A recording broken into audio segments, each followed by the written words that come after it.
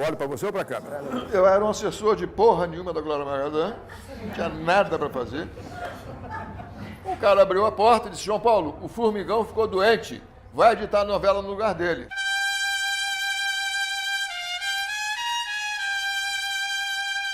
8 dias depois, o Formigão ficou bom, apareceu na televisão e eu fui procurar ele e disse: ó, Formigão, pega lá o teu lugar que eu vou voltar para o meu. João Paulo, pelo amor de Deus, eu odeio edição. Odeio ilha de edição, eu não suporto aquilo. Fica lá, pelo amor de Deus, que eu vou procurar outro lugar para mim. E voltou para a produção e eu continuei editando. Eu vou distribuir o diamante do João Coragem! Não vão ver você beijar a mulher que você está tentando odiar. Obrigada. Tudo que eu queria da minha vida. Você quer um algodão doce? A ex-esposa mais sensacional deste mundo. É isso aí. O pessoal parece que gostaram. O pessoal gostaram. Eu fui ficando, tem 50 anos.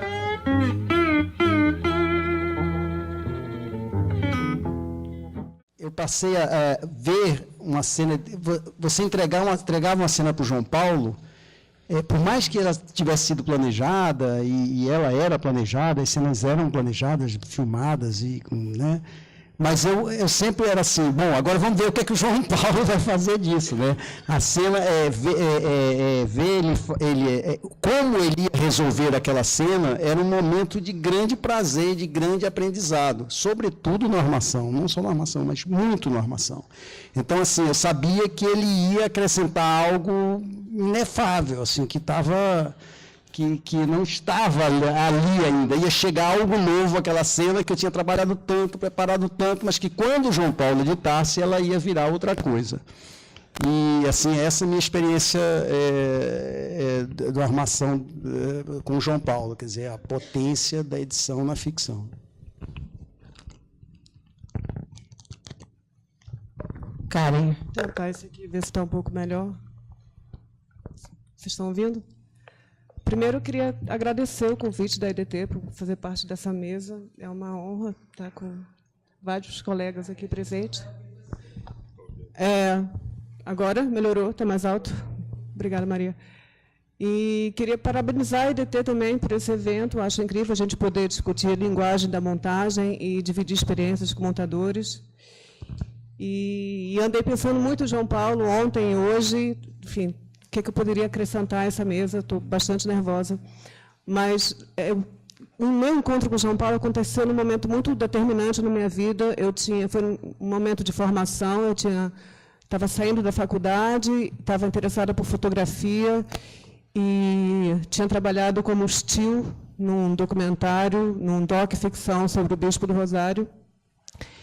E estava pensando em ser fotógrafa quando me encontrei com o João Paulo, que fez eu trocar minha carreira completamente. Assim, eu fiquei fascinada por ele e pela montagem. Eu soube que ele ia montar o filme que eu estava fazendo estilo, o Bispo do Rosário, e pedi para ser assistente.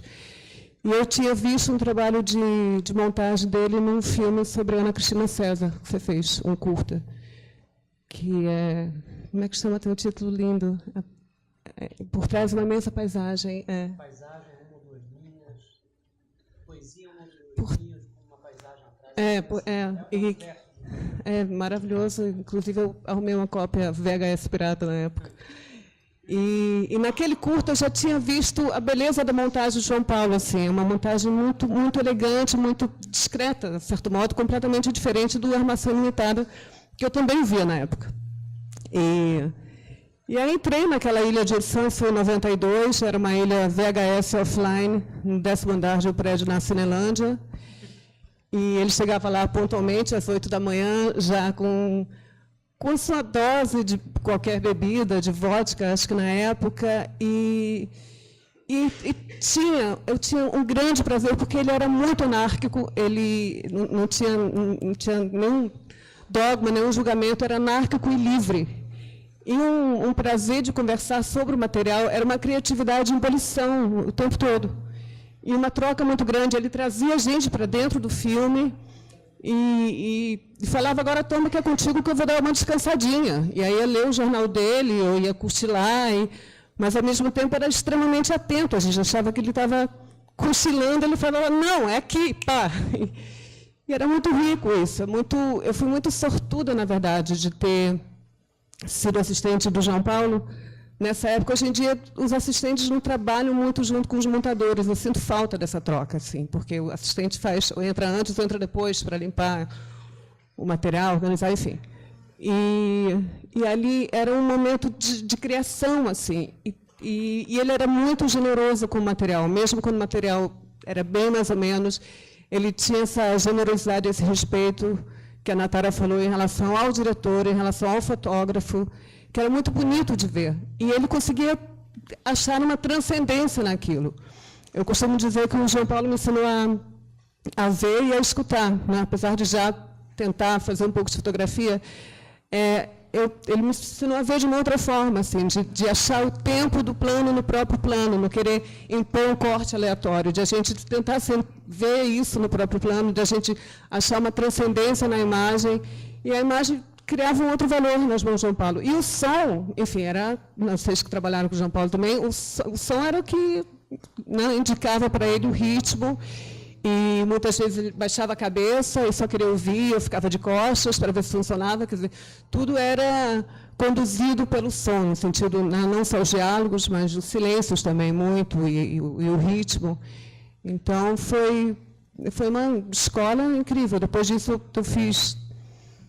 não trabalhei muito tempo com o João Paulo, né? Eu fiz esse doc-ficção, Bispo Rosário, depois um especial para a Rede Globo, que era o Quinteto Violado, dirigido pela Tizuka, e aí ele me levou para a Globo, tipo, vem comigo, vou trabalhando na Globo. Fiz algumas terças nobres, montei um com ele teu, né, e um do Talma, e em algumas ocasiões eu fui operadora de ilha para o João Paulo, que eu era péssima operadora, sempre fui, mas tinha um momento muito mágico operando ilha para o João Paulo, que era o momento do kill.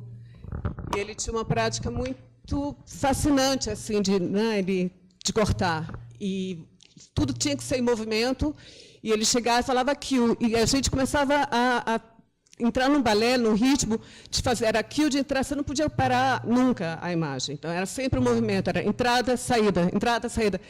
E o lance era você fazer exatamente a entrada na hora que ele fazia o kill, o que era uma experiência de ritmo assim, muito fascinante. Então, às vezes, eu trabalho com algumas pessoas que param a imagem para dar o ponto de corte, e aí vai um pouco além. Falava, não, de jeito nenhum, a imagem não pode parar assim. É uma coisa do tempo mesmo que ele aprendia dessa forma, assim, o que o movimento era muito bonito. Ele tinha um gestual, ele se jogava na frente do monitor, ele abraçava o monitor, ele era muito sedutor, o João Paulo também, e muito sedutor com os diretores, né, quando entravam na ilha. Então enfim, foi um presente na minha vida, o João Paulo.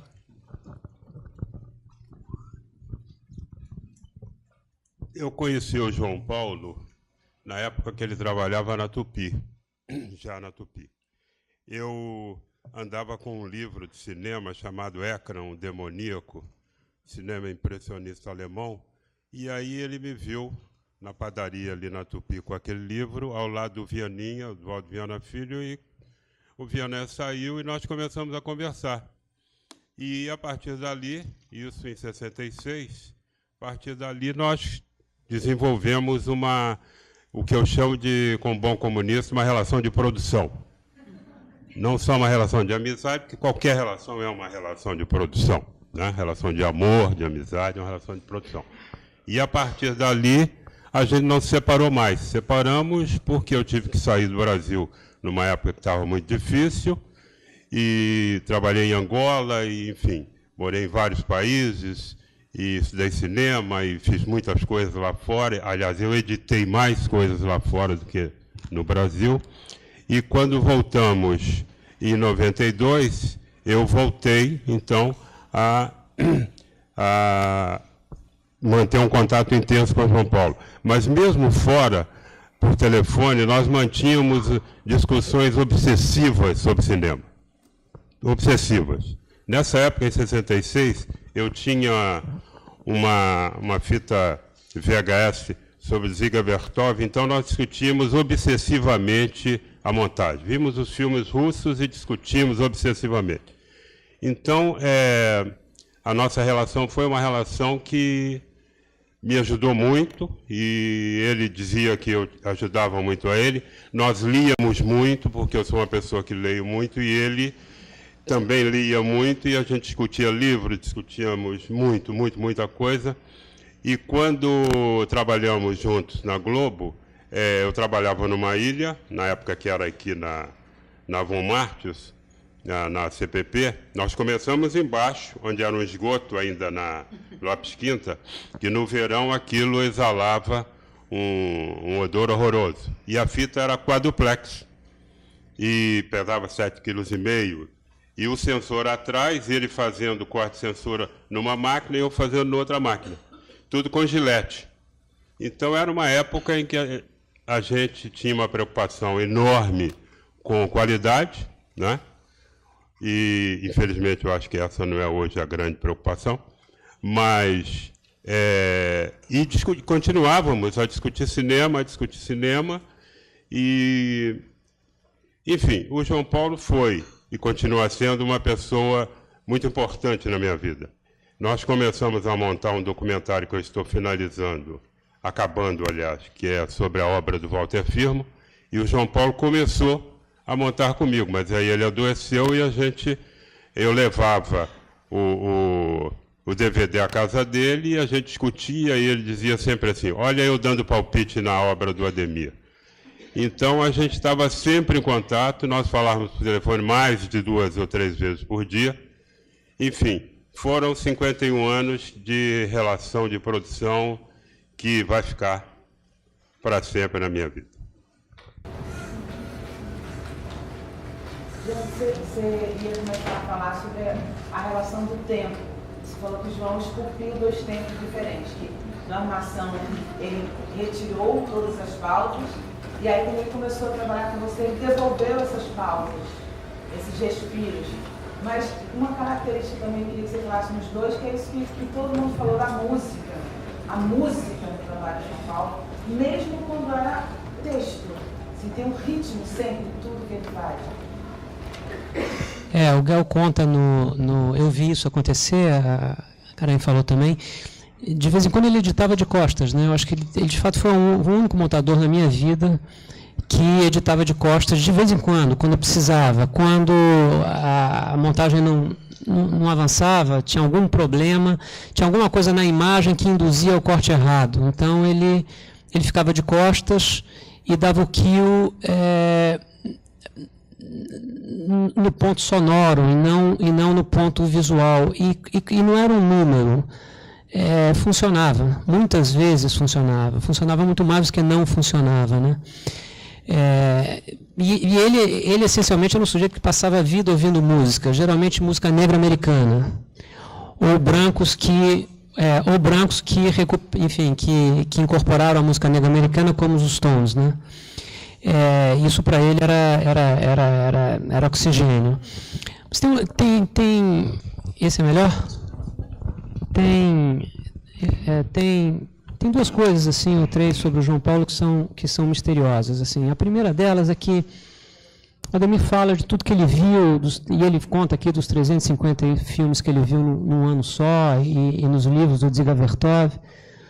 O João Paulo, em anos e anos e anos de convivência em ilha de edição, eu devo ter passado, talvez menos que o Gel, mas eu passei pelo menos uns 3 ou 4 anos trabalhando quase que diariamente com ele, em projetos diferentes.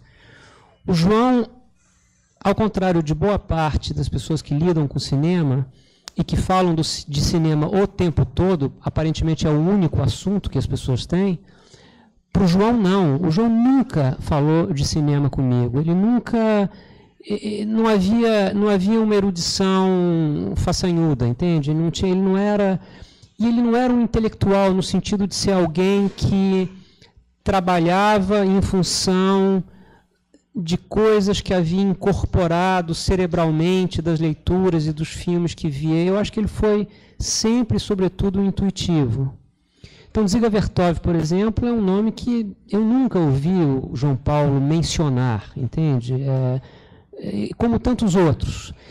E tinha uma outra coisa que eu acho extraordinária no João. Eu acho que o João é essencialmente um montador de televisão, mais do que um montador de cinema, apesar de ter feito muito cinema, principalmente na última parte, na última quadra da vida dele profissional. Mas eu acho que ele entendia, sobretudo, de televisão. E eu acho que, para entender bem de televisão, é preciso ter uma qualidade sincera que ele tinha, e que muita gente que vem do cinema não tem, que é um certo apreço por alguma coisa que é industrial, por alguma coisa que é popular, por alguma coisa que não tem hierarquias de valor. Quer dizer, eu acho que para o João Paulo, Jeanette Claire e Godard conversam de igual para igual. Eu acho, e isso, para mim, na época, eu estou falando da década de 80, em que eu circulava em meios assim um pouco pretensiosos, e todo mundo citava coisas em francês, e Deleuze, e Derrida, e não sei o quê, e o João Paulo falava de Jeanette Claire. Era muito libertador isso também, entende? O direito de gostar de coisas que você ficava meio envergonhado, de dizer que achava bacana, etc. e tal, entende? Ele tinha... E isso valia para a música também. Então, ia de Bob Dylan a sertanejos. Eu me lembro que uma das primeiras coisas que ele montou com meu Deus, o diretor da Globo, não Daniel sempre... Não, nem o Talma, nem o não, desculpa, já vai... meu Deus, eu dirigi o Lavoura Arcaica, o Luiz Fernando. O Luiz Fernando, eu acho que foi uma coisa de sertanejos, de uma dupla. E ele se encantava pelo material com o mesmo entusiasmo que ele se encantava pelo material do América, em que tinha, sei lá, um poeta prêmio Nobel falando, entende? Não tinha muita hierarquia. Eu acho que essa é uma virtude quase necessária para quem faz bem televisão. Ele tinha isso. Ele não era pretensioso, ele não tinha uma pretensão, uma erudição que ele... Isso era uma coisa sensacional dele. A outra coisa que eu aprendi, que o Guel me contou, e que eu vivi na pele, eu acho que é a primeira vez que eu vou dizer isso, mas é uma das coisas que eu me envergonho, e está ligado à Ana Cristina César, que é o seguinte: o Guel contou para mim que montagem na Globo pertencia ao setor técnico. Era considerado uma atividade técnica, não criativa, não é isso? E, de fato, o Daniel também me contou que, no início, você meio que gravava, estou falando da década de 60 agora, você gravava os episódios, os capítulos de uma novela na ordem, e saía dos estúdios, e o montador simplesmente organizava o que já tinha sido filmado na ordem da montagem. Era um processo um pouco mecânico mesmo. E o João Paulo, depois do que fez no Armação e em outras coisas assemelhadas, e um pouco antes também na televisão, nas novelas e tal, ele começou a usar flash forward, que ele viu no Dennis Hopper, ele viu no Easy Rider e tal, e ele começou a usar isso em Irmãos Coragem, enfim. A Rede Globo acabou entendendo que montagem é do departamento artístico. E ele era muito querido pelos montadores da Globo por causa disso. Ele era o grande responsável por essa mudança de percepção da natureza do trabalho de montagem dentro de uma estrutura essencialmente industrial, que é uma televisão como a Globo. Pois bem, isso significa o seguinte, que o montador tem um papel a cumprir em qualquer coisa que faça, que é parte da construção daquilo, né? Quer dizer, é parte, como diz o Guel, é uma colaboração em que cada um dá a sua parte, e o montador, enfim, cumpre um papel fundamental. Eu reparei no Armação que, naquela época, o nome dele ainda aparece no fim, no rolo final, Isso precisa ser mudado, em algum momento precisa ser mudado, né? O João Paulo corre, o nome dele corre, você precisa ter um olho de lince para poder identificar aquela coisa que sobe rapidamente. Mas, de toda maneira, ele já tinha cavado o lugar dele como alguém que cria. Quando eu fiz o Ana Cristina César, que é uma coisa experimental, uma coisa pequenininha, experimental, foi depois do América. Foi por causa do América, na verdade, porque a gente montava no Isère, que era o primeiro lugar que teve uma ilha de beta, então o fato de você não precisar rebobinar a fita toda vez que você quisesse tirar uma fita, porque a gente trabalhava com uma polegada, né? Então você tinha que rebobinar, tirar para colocar. No beta você tirava, vegetava no ponto que estava. Eu e ele vimos isso no mesmo dia na ilha do Nã e ficamos de joelho, quase choramos, porque era um avanço civilizatório aquele negócio. E um dia, e quem cuidava do Isère era um sujeito de uma gentileza extraordinária chamada Valdo César. E o Valdo César era quase um pastor protestante. Ele era protestante, era quase um pastor protestante. Um homem ligado à esquerda, ligado às lutas sociais. E o João Paulo, um dia, na ilha do Isère, que é o Instituto Superior de Estudos da Religião, fumava o seu baseado, queimava o seu fuminho, mas não queria soltar o fumo dentro da ilha. Então ele abria a portinha e soltava o fumo numa frestinha de um quarto que ele julgava que estivesse vazio. Num dia ele abriu, soltou na cara do pastor protestante do Valdo César, que ficou pela primeira vez doidão. E o Valdo gostou muito daquilo, devo dizer, porque o Valdo era progressista. E no dia seguinte, o Valdo me trouxe uma fita e me disse, olha, isso aqui é uma gravação de um poema da minha filha. Eu estou vendo vocês trabalharem, estou gostando do que vocês estão fazendo. Veja se, quando vocês terminarem isso, você não quer fazer alguma coisa com esse áudio. Era uma fita cassete, né? Era só áudio. E aí eu fui para casa dizendo, ferrei-me, deve ser a filha de 14 anos de idade, que foi a Orlando, na Disneylândia, voltou, fez um poeminha e agora eu tenho que dizer alguma coisa sobre o poeminha. Aí eu ouvi, cheguei em casa, coloquei a fita, ouvi, e era muito bonito. Era uma coisa de memória, de infância, de uma casa no campo, de perda. E eu, no dia seguinte, eu voltei e disse, olha, eu ouvi, fiquei muito surpreso, eu não sou um grande leitor de poesia, mas me pareceu muito bonito. A sua filha é poeta? E ele disse, não, ela é poeta e tal. E ela tem livros publicados? Eu disse, tem alguns livros publicados. Eu falei assim, e eu posso conhecê-la? Ele disse, não, ela já faleceu. E era Ana Cristina César. O Valdo César é o pai da Ana Cristina César, né? E aí, terminado o América, a gente decidiu fazer uma pequena coisa em cima desse poema. E, de fato, foi uma coisa muito experimental. A gente projetava os filmes numa cortina de lã, e aí as imagens ficavam todas um pouco abstratas, e tudo isso foi descoberto entre nós três, João Paulo de Carvalho, Walter Carvalho e eu, com a ajuda do Johnny Jardim, que é quem montou. E aí, no final, eu tive uma ideia que eu achei genial. Ninguém assina. Todo mundo põe o seu nome por ordem alfabética no final. E assim foi feito e assim é. Terminado isso, um dia o João me chamou no canto e disse, olha, João, foi a sua decisão, está correto, porque é a sua decisão, agora você sabe que só vão falar o seu nome. Porque só vão se lembrar do diretor.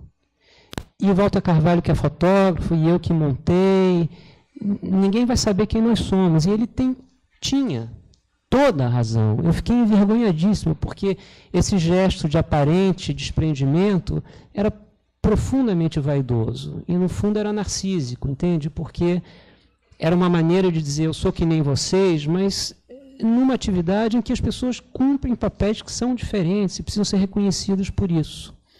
Eu acho que isso era o João Paulo entendendo qual era a sua posição em cada projeto que fazia. Ele entendia que tinha uma contribuição a dar, ele tinha essa coisa maravilhosa do montador que não faz o seu filme, mas entende qual é o filme que o diretor quer fazer e permite ao diretor fazer o filme que pensa fazer, mas não sabe, e não tem como chegar lá. Editor de texto é a mesma coisa, torna o filme mais seu, de certa maneira, entende?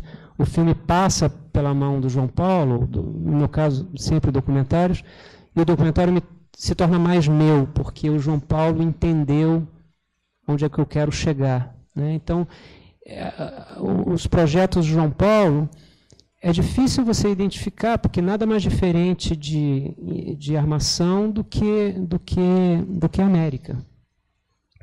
Porque ele entendeu o que o Guel queria, ele entendeu o que eu queria, e ele é um trabalho de grande gentileza e de grande generosidade. Eu tenho a sorte de deve estar sentado aqui 2 montadores com quem eu aprendi muito, o João e o Escorel, que deve estar sentado por aí, que é com quem eu tenho trabalhado nos últimos anos. Os dois têm essa característica de entender o que você quer e de tornar o filme real, aquele que você imaginou e você sozinho não conhece o caminho, né? O cara meio que pavimenta o caminho para você. Então tem essas 2 coisas que eu queria dizer. A primeira é que ele nunca foi um intelectual, ele era sobretudo um intuitivo, alguém que entendia de televisão porque gostava de televisão e porque gostava daquilo que faz a televisão ser a televisão, não tinha pretensões, não era pretensioso e tinha clara consciência do seu papel.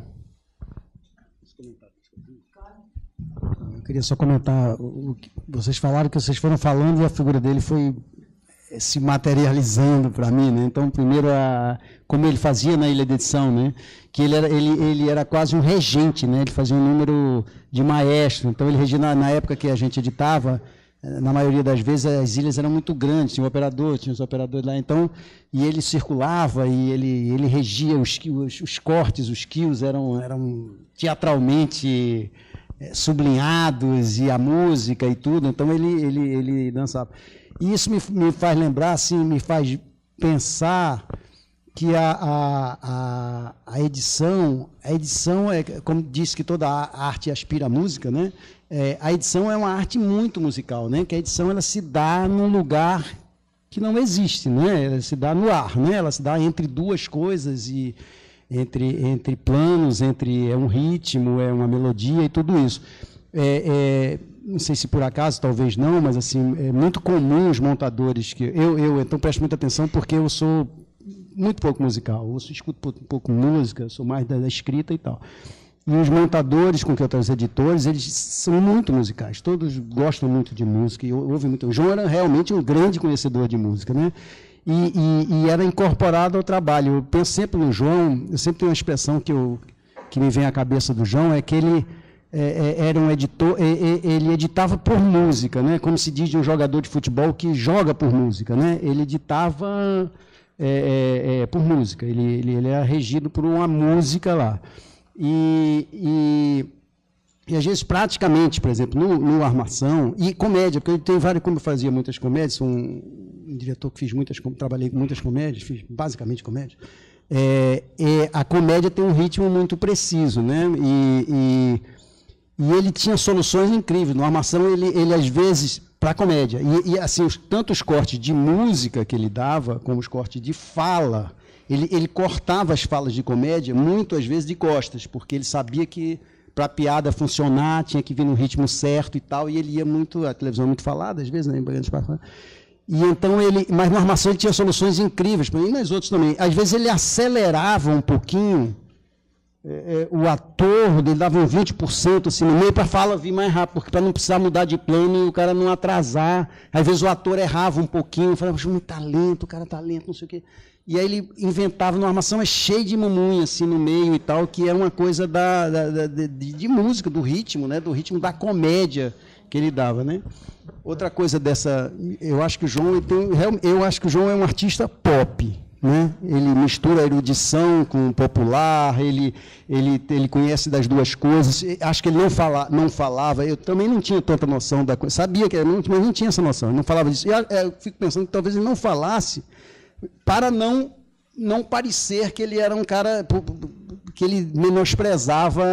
A televisão precisava mais do João do que o cinema, digamos assim. Então ele era um artista, ele era pop assim na vida também, né? E a própria, então ele trabalhava num veículo extremamente industrial, mas ele tinha uma atitude muito anarquista. E isso também era uma atitude pop, né?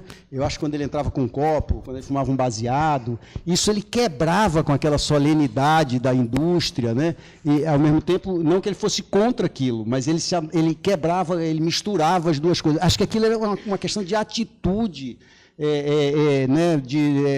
Quase como um roqueiro, né? O João tinha um lado muito roqueiro para mim, assim, né? E então ele entrava ele era esse, para mim, era um artista pop mesmo. E eu aprendi muito, assim, ele me ajudou muito a admirar a coisa da televisão, porque eu também vinha de uma coisa mais universitária, muito mais nariz em pé em relação a isso, e ele me colocou muito nessa roda, assim, né? Então, assim, é incrível que porque o tamanho do João é meio isso, é quando você aprende arte e vida tudo junto com um cara, né?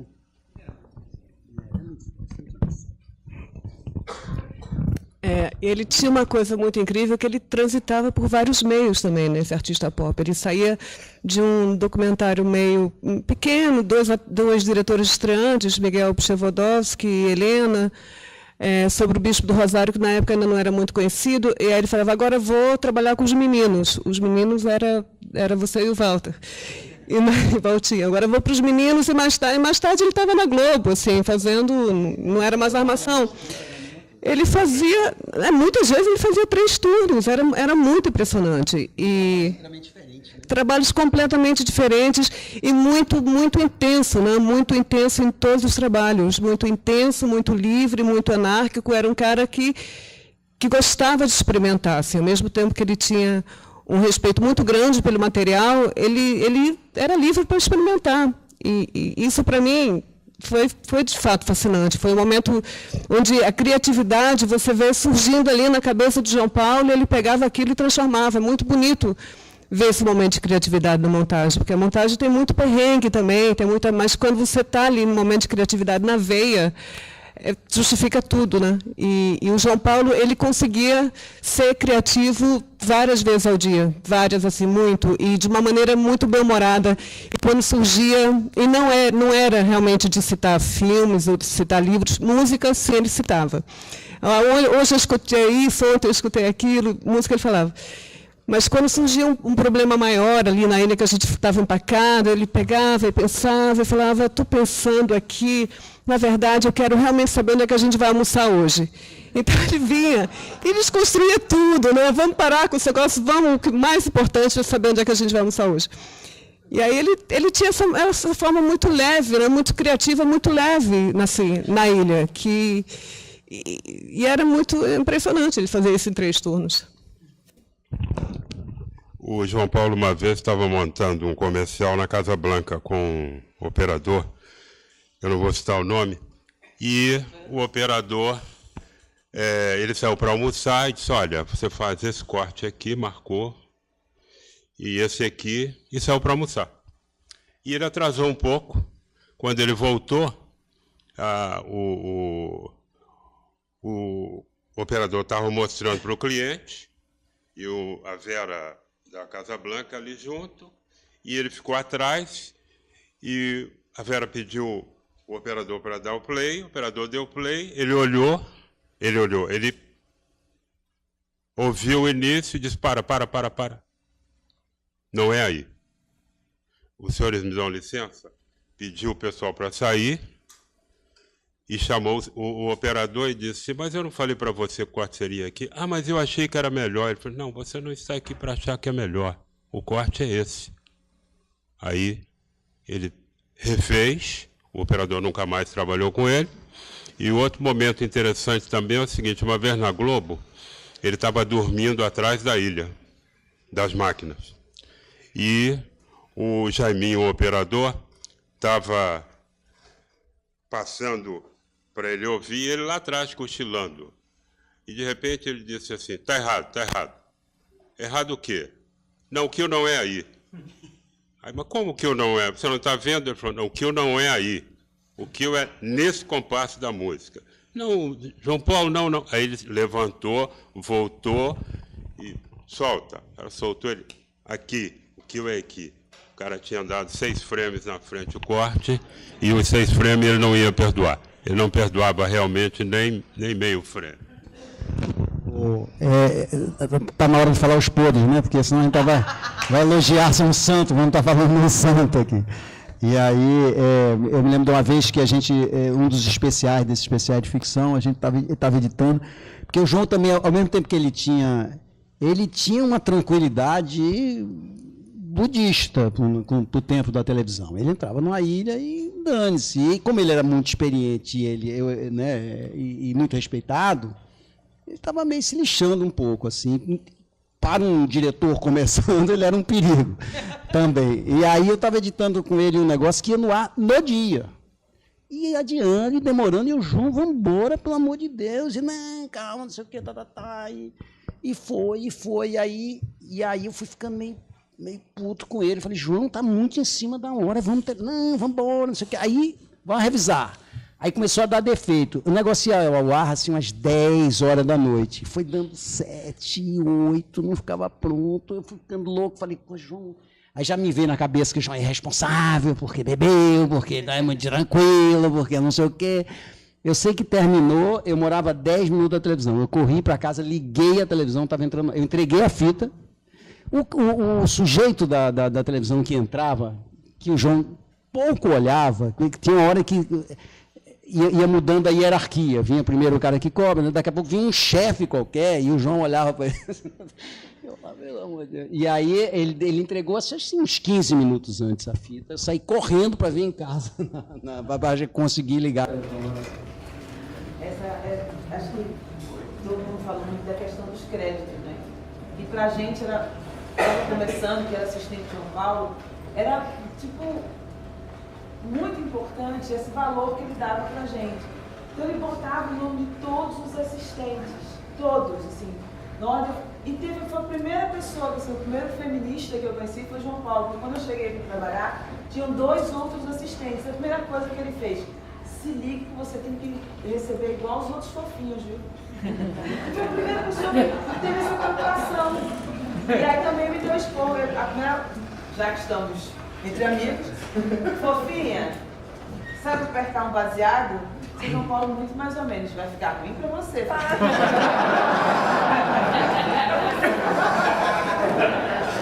Mas uma coisa também, gente, que é muito importante, que todo mundo falou, é quando passou o material aqui, e acho que é uma característica que é fundamental no João Paulo, que acho que talvez seja dele o que eu mais carrego comigo, é que realmente ele tinha um apreço extremo por qualquer material que caísse na mão dele. Qualquer material. Ele não achava nada ruim. Não no sentido assim, ele olhava para aquilo e via que ali era um filme que foi trabalhado e que merecia ser visto. Eu me lembro que eu montei um dos Xuxas com ele. E aí que ele fazia uns tempos, assim, ele ficava fazendo a cara do ator, fazia, não, deixa... E ele ficava regendo aqueles cortes, assim. E eu falei, mas se apertar, se tirar, não, volta aqui, a musiquinha vai entrar aqui. E aí você vai ver, quando versinho, você vai ver que nessa hora... E aí quando foi projetado, que as crianças faziam na hora que ele fazia sabe, as crianças estavam repetindo o que ele tinha feito na ilha. Sabe, o tempo que ele deu era o tempo que as crianças ficavam. E eu vim numa sessão com várias crianças, eu liguei para eles, João Paulo, tô maior lutador do mundo. E de novo, eu assisti agora o Opaió com as crianças que eu trabalho, e que o Opaió tem os números musicais e tudo. E era impressionante com aqueles cortes de João Paulo, as crianças assistindo e as crianças dançando até mesmo nos cortes da fala. João Paulo imprimia aos filmes o ritmo que é o que cada filme tinha. Então era impossível assistir uma montagem de João Paulo sem você ficar dançando um pouco com ele. E essa coisa da maestria, às vezes ele trabalhava com 3 assistentes ao mesmo tempo, em 3 ilhas no mesmo horário. Ele saía fazer aqui e voltava. Não é possível. E aí quando a gente roubava no corte, ele fazia, não foi aí, fofinha? Como é que você está engraçado?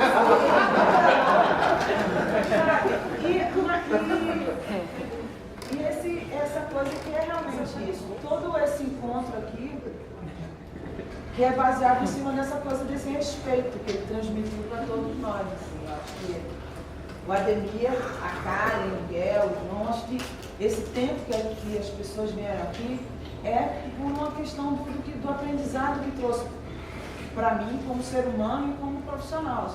Acho que cada vez que eu entro na ilha tem sempre um pouco dessa malícia, desse ritmo, dessa vontade de tomar um uísque para ver se adianta.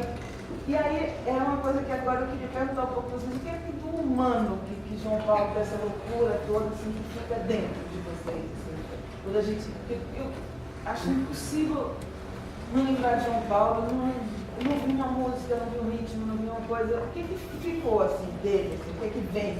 Eu queria dizer uma coisa antes, que é o seguinte, o João montou praticamente não sei quantos modernos, então tinha o João como montador, montou cantores americanos. E o João... Eu acho que Calma surgiu dos montadores.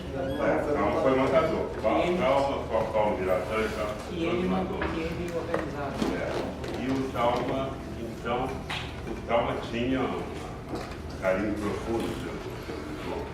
E o João montava, e ele era o seguinte, João Paulo tinha uma coisa na vida dele, que ele acordava e ligava a televisão, na Globo. Então era Globo e mais, ultimamente, depois que surgiu a Globo News, mas ele não punha som.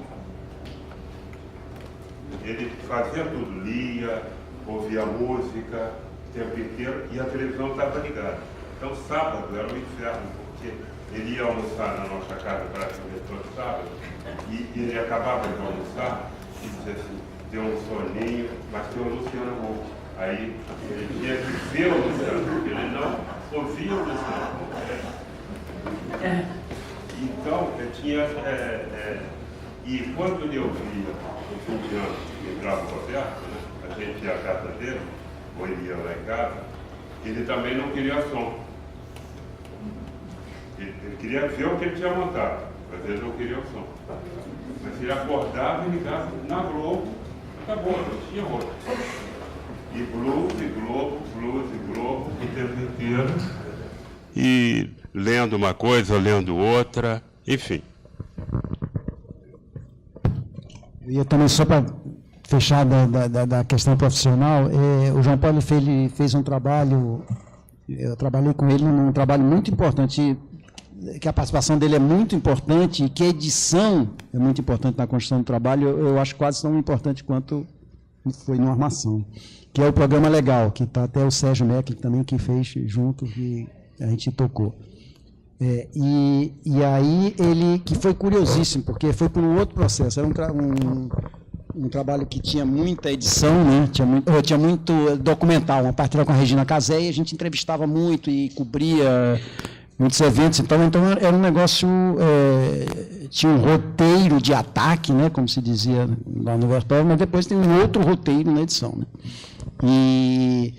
E aí foi curioso, porque era um piloto, era um programa meio experimental, a gente não tinha nem ilha direita, a gente só tinha aquela ilha, não sei se era Beto ou Imatique, das dois, que era da sessão de cinema, que ele não operava, ele não tocava em máquina, João Paulo, né? Ele só ficava ali, então, fofinho, bota pra cá, não sei o que e tal. Então, como era um negócio que não tinha verba ainda para fazer, e era um material muito longo, eu tinha noções de um pouco de edição, eu operava para ele.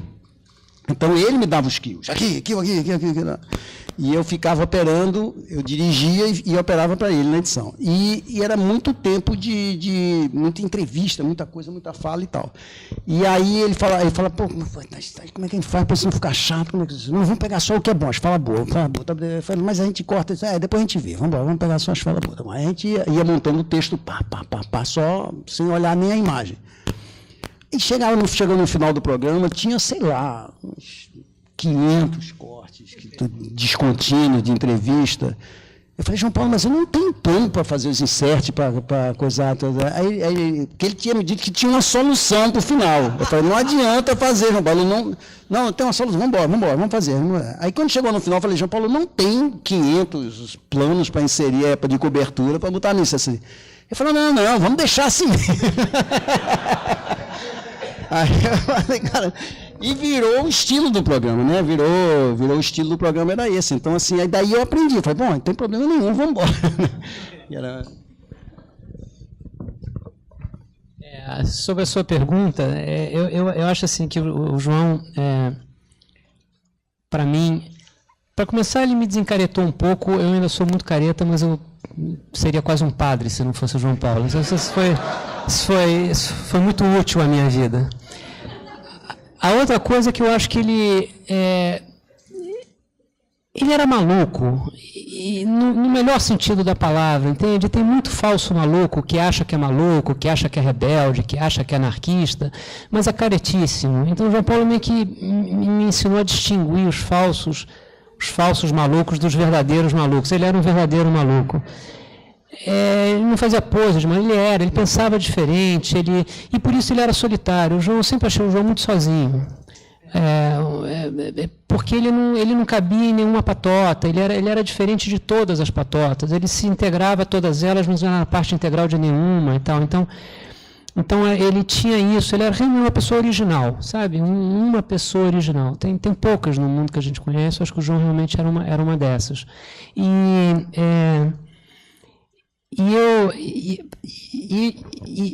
ele gostava, e eu não sei se ele sobreviveria no mundo de hoje, porque está ficando um pouco careta demais essas coisas, do que você pode dizer, do que você não pode dizer.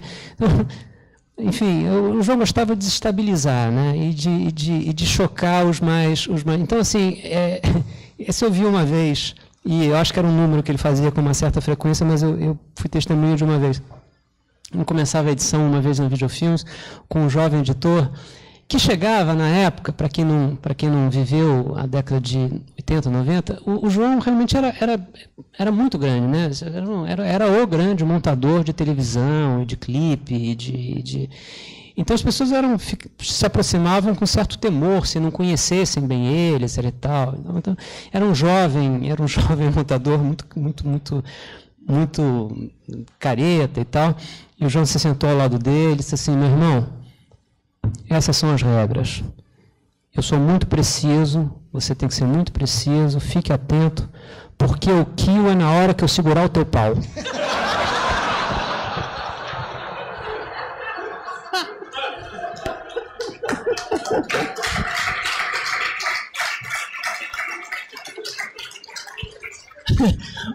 O menino queria um emprego, então não disse nada. Eu acho que se encolheu um pouquinho e esperou a patolada. Mas o momento era a seriedade com que ele falava. O que é na hora que eu segurar o teu pau. Hoje em dia ele seria processado, né? Só por ter mencionado o fato. Ele era maravilhoso, ele realmente era muito divertido.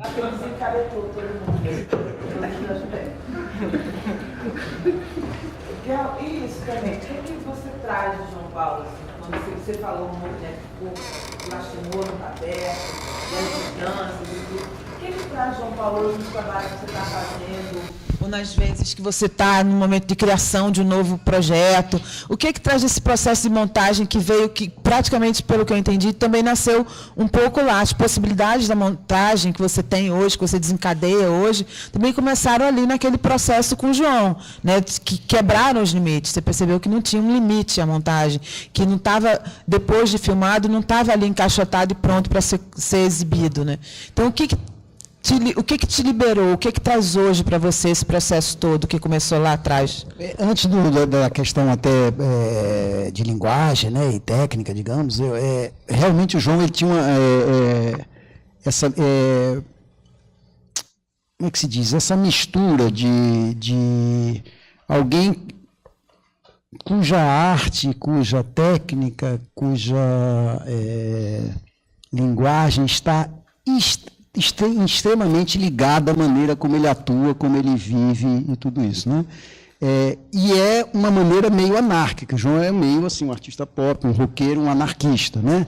Ele era assim na sua atitude, até um lado meio irônico, né?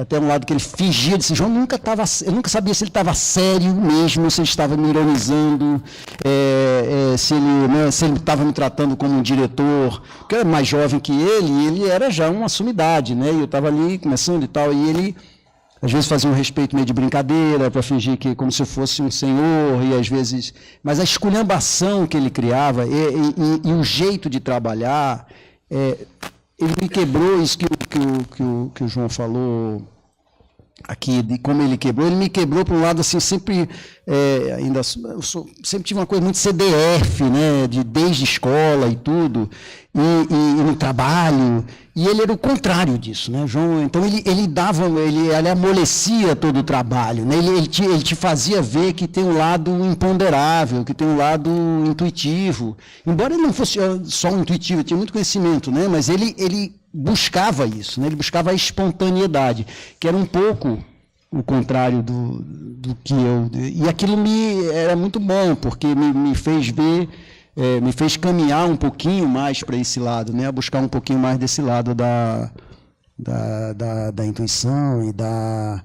E agora, a gente se encontrava numa coisa que era fundamental também no João, que era uma paixão pelo que ele fazia, né? Assim, ele era apaixonado, ele vivia isso, né? Ele vivia todo o tempo, ele vivia para a arte, ele vivia para a música, ele vivia para o cinema, ele vivia para a televisão, né, os amigos dele eram ligados a isso. Então, nesse sentido, são poucas pessoas na vida. Eu vivi um período, alguns anos com o João, talvez 7, e depois muito esporadicamente, mas foram tempos muito intensos, eu acho que nas nossas carreiras, na minha sobretudo, e são poucas pessoas que você diz que podem ser, foram um mestre para você, né? São poucas pessoas, porque são pessoas que te deram não só uma lição de arte, mas uma lição de vida, e de como a arte está ligada à vida, né? Como isso pode estar tão impregnado, né? Assim, então, se ele edita regendo, né?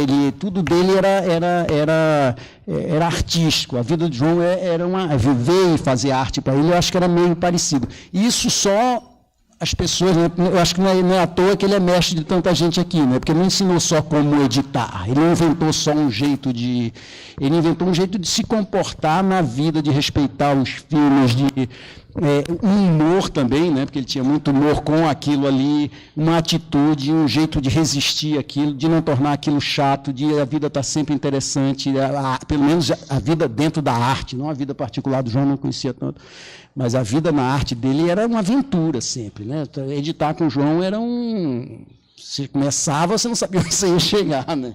Era como atravessar o mar bravio, você sabia que horas, né? Que coisa. Então, isso é que faz ele tão presente, ele ter tantos discípulos, né? João é uma espécie de filósofo da edição, né? Karen, eu estava pensando aqui que muitas vezes o processo de trabalho com o João era para mim mais interessante do que o resultado, né? No certo sentido de, naquele momento da minha vida, a maneira dele estar na ilha, a maneira dele se comportar, a maneira dele pensar e dele dividir isso com uma pessoa que não tinha nenhuma experiência na ilha, era muito generoso. Além de generoso, era muito diferente para mim, assim, era muito fascinante essa anarquia, essa liberdade, essa coisa de fumar um baseado, aperta aí, vamos. E eu podia errar, assim, eu tinha medo de errar. Ele, vou tirar um cochilinho, me deu um soninho, né? Ele falava depois de comer. Me deu soninho, vai aí. E eu falava, caraca, vou aí como? Assim, menor noção. Ele, não, vai, erra, eu estou aqui. E aí, mas muito atento o soninho dele. O soninho ele acordava na hora do Q, era muito impressionante. O jornal, assim, era muito, muito impressionante o João, porque ele dormia e acordava na hora da crise e resolvia. E resolvia no som. Assim, não se preocupe se a imagem não estiver cortada no lugar perfeito. O som, se o som estiver bem, se estiver passando, se estiver ok, tudo bem, a gente ajeita a imagem. Aí fazia isso, fazia um slowzinho, fazia... O que realmente seguia ele era o som. E é muito curioso você falar que ele assistia os programas que ele montava só a imagem, né? Ele botava lá. Achei muito curioso. Então, o que fica, assim, primeiro, essa liberdade e ousadia, era muito intenso, tinha uma alegria muito forte no João, assim, na montagem. E eu sinto falta disso, na verdade, e o que fica é essa generosidade. Quando ele falava com o diretor, não, porque o corpinho de montagem aqui, acho que não era nunca só ele, era o corpinho de montagem, era todo mundo que estava com ele. Então, ele fazia essa questão de dividir tudo com todos, assim, de uma forma muito inteligente e bem-humorada. Sobre isso, o João Paulo não conhecia o Walter Firmo, que é o personagem do documentário que eu estou fazendo. E eu apresentei o Walter a ele um dia lá em casa. E como ele já estava vendo o material que eu estava gravando, o João Paulo e o Walter Firmo tem uma coisa, quando nós falamos de generosidade, que tem uma semelhança muito grande. O Firmo, eu considero um dos maiores fotógrafos vivos que nós temos no Brasil, e ele dá aulas, ele leciona para sobreviver. E o Firmo nunca esconde o pulo do gato, a maneira como ele trabalha. E o João Paulo tinha isso. O João Paulo ele não escondia para nenhum operador, nenhum assistente, o que ele sabia fazer, onde é que era a solução. Então, o João Paulo marcou pela generosidade, pelo humor dele, por esse anarquismo, né, que a gente fala muito aqui, mas para mim o mais emocionante em assistir o João trabalhando em Ilhas ao Lado era justamente isso, era a generosidade dele para com os operadores. E nós pegamos na Globo uma geração que vinha da escola técnica, então eram moças e rapazes jovens, praticamente todos da Zona Norte, de onde é também o João. Então, o João, quando nós pegamos essa turma, que depois se transformaram em editores de novela, eles eram estranhos, eles eram muito estranhos, porque eles eram pessoas da Zona Norte, um comportamento diferente, e o João bagunçou completamente a relação. Fez com que todos eles começassem a entender que aquilo era uma indústria de entretenimento e que não tinha que ser tão sério. Não tinha que ir com a tal calcinha ou tal roupinha, não. Tinha que trabalhar, tinha que aprender, tinha que fazer daquilo, né, ganhar ali o pão e arranjar outros trabalhos, porque ele fazia o seguinte, ele teve uma época que ele editava em 3 ilhas, né? Eu editava numa e ele editava em 3 ilhas. O que ele fazia? Ele deixava aqui e ia numa produtora fazer um trabalho. E voltava antes do almoço. E a maneira dele sair era o seguinte, ali na Vomart tinha um elevador onde subiam as fitas, chegou a pegar? Então ele fugia pelo elevador, como ele era muito pequeno, ele entrava no elevador e dizia assim, toca... e ele descia, e ele saía pelos fundos, pela garagem onde tinha aquelas combis, e voltava também por ali. Então ele estava dentro da casa. O Daniel aparecia, perguntava, não, ele não passava na roleta. Ele estava ali. Onde é que está o João Paulo? O João Paulo foi, ele já volta. O João Paulo... E ele aparecia na hora certa, ele chegava. Tá? Teve um dia que vinha o Roberto Irineu com um monte de japoneses para apresentar, e nós fomos avisados que vinha essa visita, que tínhamos que estar todos ali. Tinha uma moça, Vânia, que era uma engenheira, que ajudou a montar aquilo tudo Sony naquela época, tudo novinho, cheiroso. Tinha até fumódromo, um horror, que não tinha como escapar a fumaça. E aí o João Paulo deu essa saída. E ele chegou exatamente na hora, saiu do elevador exatamente na hora que o Roberto Irineu estava dobrando com os japoneses, assim, eu digo, mas esse cara vai morrer do coração. E realmente era isso. E rindo, e o maior humor, e saía dali, ia para outro trabalho, e né, Dona Elia, a mãe, é a que aguentava, e o filho, Marquinhos, que está aqui. Gente, nós temos que encerrar às 9, que o João tem que... a gente queria abrir para perguntas, assim, tem uns 10 minutinhos para perguntas. Quer que eu leve?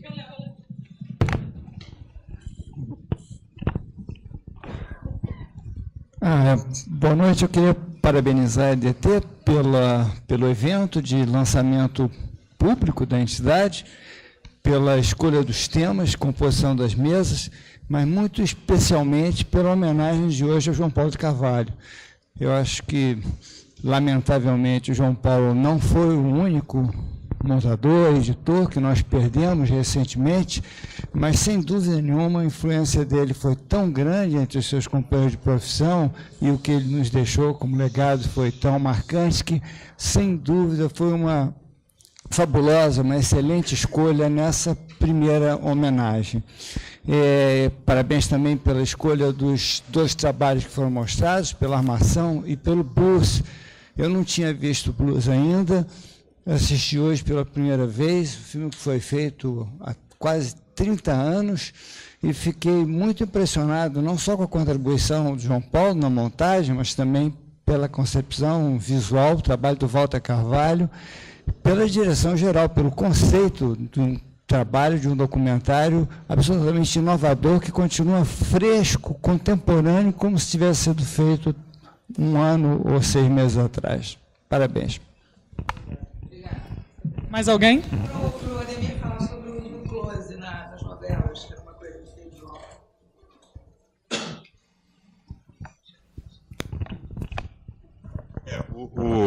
O João Paulo tinha, além do close, né, que ele usava muito, tinha uma coisa também que era, o João Paulo, às vezes, ele, na época do clipe, tinha alguns editores de clipes que não simpatizavam muito com ele, mas ele se divertia com isso, e usavam, faziam piada dele usar muita fusão e muito close. Faziam piada dele. Mas ele não levava a sério. Nunca levou a sério. Uma coisa que o João Paulo, que eu queria dizer aqui, que o João Paulo ficou muito triste ultimamente, é que ele não era chamado para trabalhar. Ninguém chamava mais o João Paulo para trabalhar. E isso o deixava muito angustiado. E não quero dizer com isso que tenha sido uma das razões, um dos motivos que piorou a saúde dele. Não, isso ele nunca disse, porque ele mesmo dizia assim, estou pagando a conta que eu comprei, né? A compra que eu realmente gastei, a bebida, enfim, tudo. Agora, ele conversava muito, nós conversávamos muito sobre isso, e ele se sentia muito magoado. Ele ficava muito magoado, se sentia magoado por não ter sido chamado nos últimos anos para trabalhar. E ninguém chamava mesmo, não chamava. E isso o deixava profundamente triste. Como ele era muito solitário, às vezes ele ligava, tinha um programa do Guel, um outro programa qualquer, e sempre 10 horas da noite, e como eu acordo muito cedo, 10 horas da noite eu já estou, né, quase, já virei abóbora. Então ele dizia assim, olha, vai passar um programa, tal, mas eu sei como você não vai ver, amanhã a gente se fala. No dia seguinte ele ligava e dizia, viu? Eu falei, Vivi, nós gostamos? Ele dizia assim, olha, eu não gostei muito não. Então eu também não gostei. Vocês sentiram, na migração do analógico para o digital, uma mudança, essa mudança do analógico para o digital, alguém falou de qualidade, de padrão de qualidade, né? Aquele pudor que a gente tinha no analógico de não errar o início para não perder geração, para esse com o digital, vocês sentiram que alguma coisa se perdeu no meio do caminho? É um assunto que eu sempre discuto com os meus colegas montadores. Quer falar, Karen? Quer falar, João?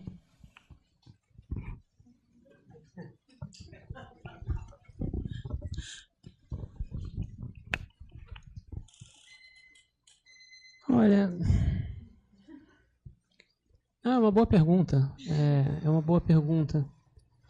Que é uma pergunta que, na verdade, vale também para a própria captação, né? Uma vez, eu não me lembro mais quem, acho que talvez tenha sido o Geraldo Sarno, que numa entrevista disse que quando filmava em 16, cada plano era um plano necessário, tinha que ser, porque era muito caro filmar em 16 e, portanto, você precisava escolher muito bem o plano que você queria fazer, né? Você não podia filmar tudo, você tinha que escolher o que você queria filmar. Tem um documentário do Kertész, do fotógrafo, e o Kertész, já na década de 80, se não me engano, recebia, ele não pagava pelos rolos de filme da Kodak, ele recebia, porque era prestigioso para a Kodak que as fotos do Kertész fossem tiradas em com o negativo da Kodak. Então, ele não tinha limitação de... E, no entanto, no documentário, ele está morando em Nova York, ele dizia que todo dia ele saía com um rolo só de 12 poses, porque ele dizia que cada uma das 12 fotos são fotos que foram escolhidas. E eu deixei de tirar outras tantas para poder tirar essa. Essa disciplina, para mim, é importante. Acho que a edição tinha um pouco disso, né? Você, principalmente 1 polegada, porque você precisava tirar a fita para fazer uma fusão, você precisa pensar 10 vezes se você de fato queria fazer uma fusão, principalmente se as duas imagens estivessem na mesma fita, precisa copiar para outra, voltar ao ponto. Né? Pensava-se talvez mais antes, mas eu acho que no fim das contas, não sei se o resultado final a minha impressão é que se eu tivesse que montar a América hoje, em digital, tendo acesso imediato a qualquer imagem, e não tendo 100 fitas, porque acho que tinha mais de 100 memórias de material, 100 fitas no chão, que precisavam ser colocadas, tiradas e tal, eu não sei se eu teria levado menos tempo montando a América no digital do que eu levei montando no analógico, entende? As possibilidades do digital são muito maiores e, portanto, você, de fato, experimenta muito mais, o que é bom, por um lado, porque você acaba fazendo coisas que você não pensaria fazer no analógico, mas, ao mesmo tempo, talvez exija menos rigor no primeiro momento. Você tinha que entrar numa ilha de edição analógica com uma estrutura muito mais madura na sua cabeça do que você precisa ao entrar numa ilha digital, em que você pode fazer as experiências que você quiser, porque elas podem ser desfeitas em um instante. Mas eu acho que a prova dos 9 está no resultado final. E eu acho que hoje em dia se produz filmes e documentários tão extraordinários quanto se produzia naquela época, e tão pífios quanto se produzia naquela época. Então, eu acho que muda de fato o processo. Eu acho que a maneira como você pensa o material e como você pensa o roteiro de montagem muda. Hoje em dia, eu acho que talvez você descubra mais o filme no próprio processo de fazer o filme. E talvez no analógico o filme preceda o momento de fazê-lo. Ele está mais... Ele é uma ideia que a ilha de edição tenta... eu estou falando essencialmente de documentário, que é o que eu conheço, tá? Eu não tenho experiência de montar ficção. Mas em documentário, eu acho que eu entrava na ilha de edição meio que sabendo onde começava, para onde ia, onde terminava. Claro que isso podia mudar na experiência concreta de trabalhar. Mas hoje em dia é um pouco o contrário. Hoje em dia, pelo menos nos 2 últimos documentários que eu fiz, que é Santiago e esse agora, que vai estrear em breve, o trabalho o filme surge quase como uma secreção, como um suor de trabalhar no filme, né?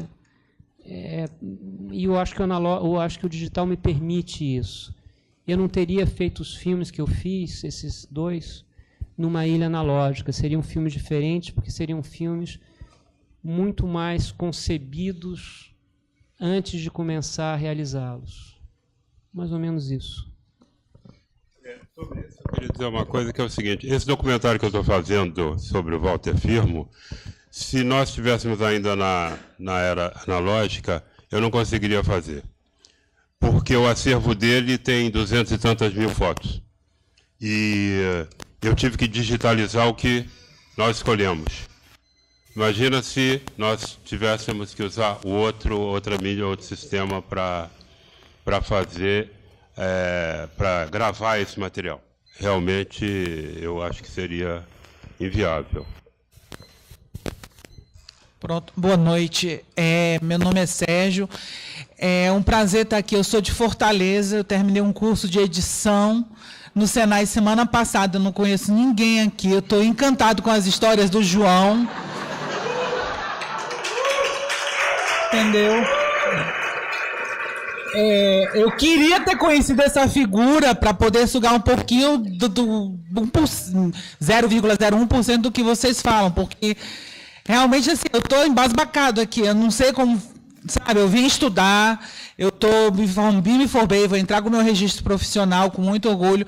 gosto de cinema e eu quero dar o prazer de estar testemunhando, porque eu acho que eu sou nova geração, eu sou novinho aqui com relação a aprender, porque eu me informei semana passada. E uma coisa que o João falou é que ainda hoje acontece. Eu quase apanhei quando eu disse que assistia a novela. E é uma coisa que eu assisto e converso com minha mãe, que está em Fortaleza, a gente assiste junto, Tieta. E Tieta, aquelas imagens, o corte, toda a mise-en-scène, é uma novela que foi libertária, que hoje em dia a gente não tem muito. Algum tempo atrás eu comentei da novela da Edinalva, o personagem, né, da Zezé Polessa, que estava fantástico, aquele miado de gato que aparece quando ela falava, os cortes, a música da Bibi Perigosa com pandeirinho, aquilo me seduziu, porque eu achei fantástico. Mas eu quero dizer, eu quase apanhei porque eu disse isso. Você precisa saber a coisa mais espantosa de João Paulo, então, é que no frio da Ilha da Eleição ele usava camiseta sem manga, né, uma coisa que sempre me impressionou muito. Não sei como ele conseguiu.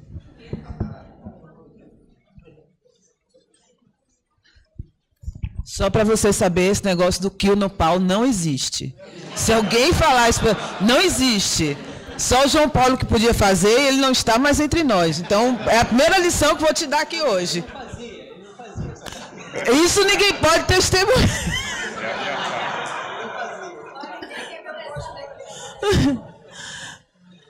Bem-vindo, obrigada. O que você queria perguntar?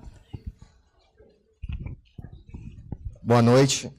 Eu queria fazer uma pergunta para o João, porque conversando com o João várias vezes, ele falou muito, da mesma forma como ele falava com muito carinho do Armação, ele falou muito bem da experiência de ter trabalhado contigo no América. Eu queria que você falasse um pouco sobre a influência do João, a viagem que vocês fizeram, né, lá para os Estados Unidos, não foi? E como é que foi? Porque ele falava com isso com muito assim, prazer. Parece que ele encontrou músicos que ele admirava e de blues, né, que ele gostava muito, ele sempre falava muito de blues. E só compartilhar um pouco a experiência da viagem que foi com ele e tal. Não, esse aqui. O América são 5 episódios. E ele montou os 5. E o terceiro episódio do América se chama Blues, porque tem 2 ou 3 segmentos, 2 ou 3 blocos sobre os cantores de blues. E aí eu conheci muito bem o João Paulo durante a montagem do América, porque a gente ficou 1 ano e meio montando todos os dias. E aí eu descobri o que todo mundo que conhecia bem o João Paulo já sabia, era a música mais importante para ele, porque era música de negro, era música de gente excluída, de gente ferrada. Tinha ali uma identidade clara dele com esse mundo, né, dos negros americanos. Ele conhecia muito bem blues. E aí é dessas coisas que você quer estender a experiência de trabalhar com alguém, né? E eu não sei se fui eu que sugeri ou se foi ele que propôs, eu realmente já não me lembro mais, mas tomamos a decisão de fazer um programa só sobre o blues, porque esse era um capítulo de uma série de 5 programas, que passava assim, ligeiramente pelo blues, começava em Nova Orleans, terminava em Chicago, mas ele queria fazer alguma coisa sobre o blues do Mississippi, assim, a origem, a raiz do blues. E aí eu montei, eu tinha bons contatos por causa do América, e em 1 ano a gente montou uma viagem para lá, e fomos eu, o João Paulo, o João Paulo de Carvalho, a produtora e alguém de som.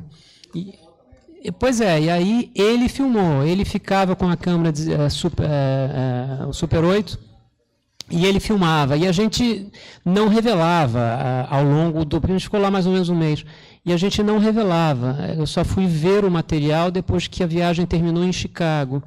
E quando o material foi revelado, isolado do filme, parecia um material um pouco precário, porque era escuro, porque não tinha qualidade, porque tinha muito grão, etc. e tal. Mas no momento em que a gente começou a montar o filme, não é um filme, é um programa de televisão, o material começou a se impor cada vez mais, e eu fazia desde aquela época, eu não via o programa, e para escrever o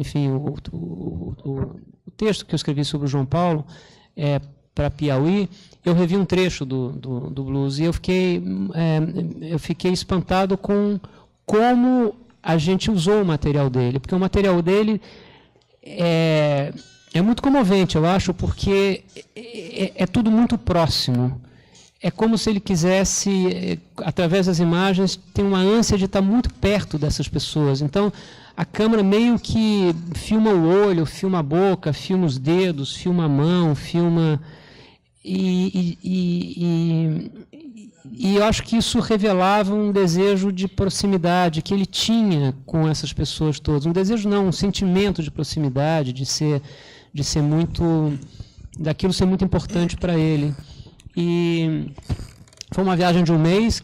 Basicamente, a gente ficou em Clarksdale, no Mississippi, e aí fomos subindo pela beira do rio, que é um pouco a trajetória da diáspora negra que sai do sul por razões econômicas e também de intolerância racial, e acaba em Chicago, que era o centro industrial, e que na Segunda Guerra começa a produzir muito armamento lá em Detroit. É por isso que a música negra migra para lá, porque são os trabalhadores que vão para lá arranjar emprego, né? Então, Chicago é uma cidade muito importante para o blues, Detroit, Motown, e por aí vai. Então, a gente fez essa trajetória e, basicamente, o filme, não tem ninguém muito conhecido. São só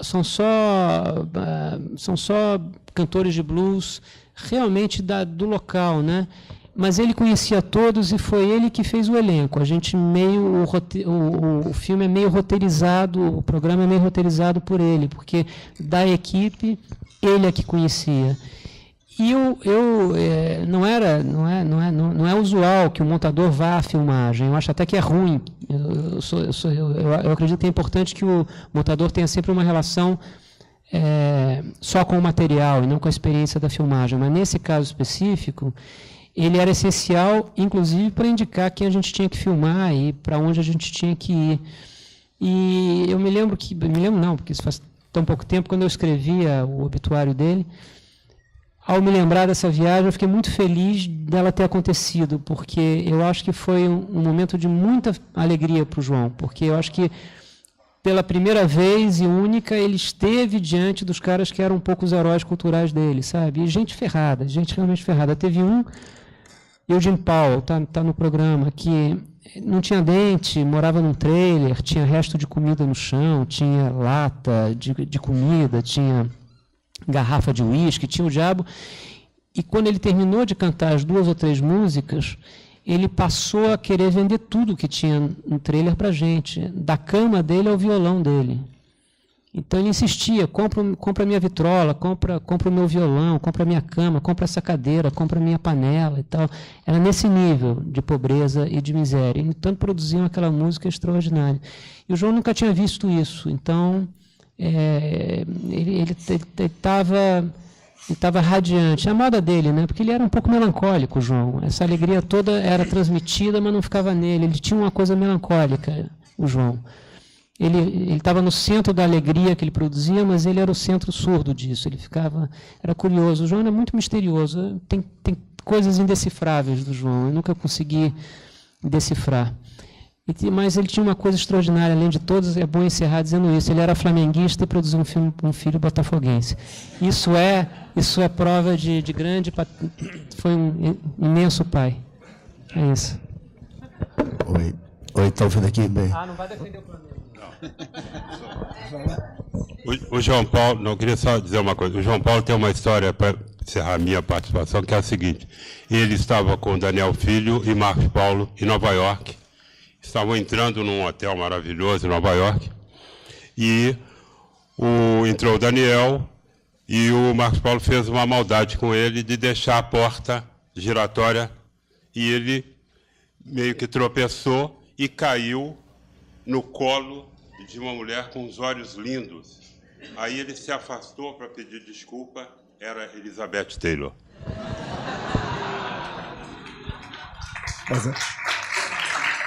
Pode fazer. Gente, eu queria muito agradecer ao João Salles, ao Guel Arraes, a Karen Harley, ao nosso amado idolatrado Ademir. Gente, muito obrigado. Vamos beber, que o João Paulo merece.